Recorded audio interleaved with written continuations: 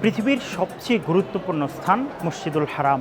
মসজিদুল হারামে হজ করতে আসা মুসলিমরা হজের আগে ও হজের পরে ইসলামী ইতিহাসের ঐতিহ্যবাহী স্থানগুলো ঘুরে দেখেন। আজ এমন একটি স্থানে দাঁড়িয়ে আছি, নাম মসজিদে আয়েশা। এই মসজিদে আয়েশা ইতিহাস ঐতিহ্য ধারণ করে আছে।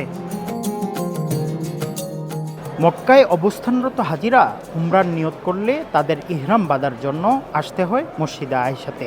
এখানে এসে ইহরাম পরে কাবা শরীফে এসে উমরার সব নিয়মনীতি পালন করেন। মসজিদটি মক্কার তানঈম এলাকায় অবস্থিত। এটাকে মসজিদে তানঈমও বলা হয়। হেরেম এলাকার বাইরে এটি মক্কা থেকে সর্বাধিক নিকটবর্তী স্থান। মক্কা থেকে 6 কিলোমিটার উত্তরে মক্কা মদিনা রোডে আল হিজরা এলাকায় অবস্থিত এই মসজিদ।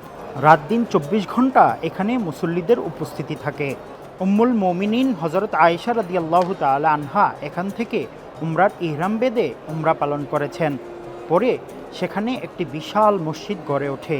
মসজিদটি ইসলামী শিল্প নৈপুণ্যের এক অনুপম নিদর্শন।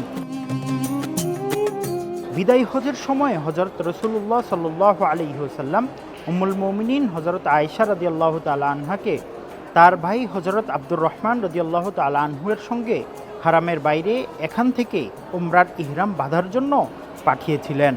এ কারণে মক্কাবাসীরা এই মসজিদে আয়েশা থেকেই ইহরাম বেঁধে থাকেন এবং বিদেশ থেকে আগত মুসলিমরাও এই মসজিদে আয়েশা থেকেই ইহরাম বেঁধে থাকেন। মক্কা থেকে এখানে আসতে বাস ভাড়া 4 রিয়াল আর ট্যাক্সি ভাড়া 5 রিয়াল। সারাক্ষণ নফল উমরার ইহরামের জন্য আসা হাজিদের ভিড় থাকে মসজিদটিতে। বিশাল এই মসজিদের 2টি মিনার ও একটি গম্বুজ অনেক দূর থেকে দেখা যায়। মসজিদটি খেজুর গাছ দ্বারা পরিবেষ্টিত। মসজিদের সামনে গাড়ি পার্কিংয়ের জন্য বিশাল জায়গা রয়েছে।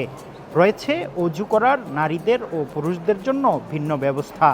হজ বা উমরা পালন করতে যারা বিমানযোগে সৌদি আরবে আসেন তারা নিজ দেশ থেকে কিংবা নির্দিষ্ট মিকাত থেকে নিয়ত করেন। কিন্তু হজের পর উমরা করতে চাইলে উত্তম হলো নির্দিষ্ট মিকাতে যেয়ে উমরার নিয়ত করা। এজন্য তায়েফ, রাবেক, মদিনা, আস-সাইরুল খাবির, আস-সাদিয়াত যেতে পারেন। এবং মসজিদে আয়েশা মক্কার সবচেয়ে কাছের জায়গা, যেখান থেকে বিদেশিরা উমরার জন্য ইহরাম বাঁধতে পারেন। মসজিদুল হারামে হজ করতে আসা মুসলিমরা হজের আগে ও হজের পরে মসজিদে আয়েশা থেকেই ইহরাম বেঁধে থাকেন। মক্কার মসজিদে আয়েশা থেকে মুফতি আব্দুল্লাহ তামিম, সময় সংবাদ।